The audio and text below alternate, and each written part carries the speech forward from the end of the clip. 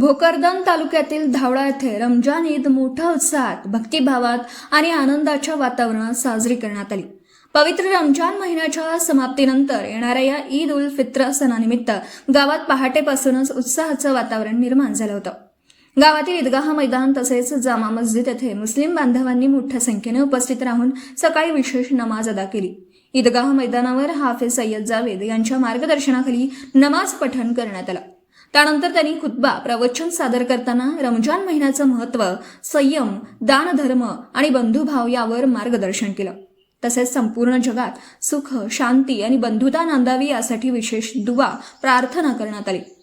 नमाजानंतर उपस्थित मुस्लिम बांधवांनी एकमेकांना गळा भेट देत ईद मुबारकच्या शुभेच्छा दिल्या। यावेळी लहान मुलांपासून ते ज्येष्ठांपर्यंत सर्वांमध्ये आनंद आणि उत्साह पाहायला मिळाला। लहान मुलांनी नवीन कपडे परिधान करून ईदचा आनंद द्विगुणित केला होता। गावातील विविध भागात गोडधोड पदार्थांची रेलचेल होती।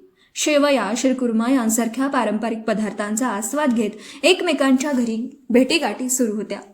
विशेष म्हणजे ईदगाह मैदानातून नमाज आटपून बाहेर पडताच गावातील हिंदू बांधवांनी मुस्लिम बांधवांचं गळा भेट देत स्वागत केलं आणि ईदच्या शुभेच्छा दिल्या। या प्रसंगी सर्वधर्मीय ऐक्याचं आणि सामाजिक सलोख्याचं सुंदर चित्र पाहायला मिळालं। परस्परातील प्रेम, आपुलकी आणि एकोप्याचा हा संदेश गावासाठी आदर्श ठरला।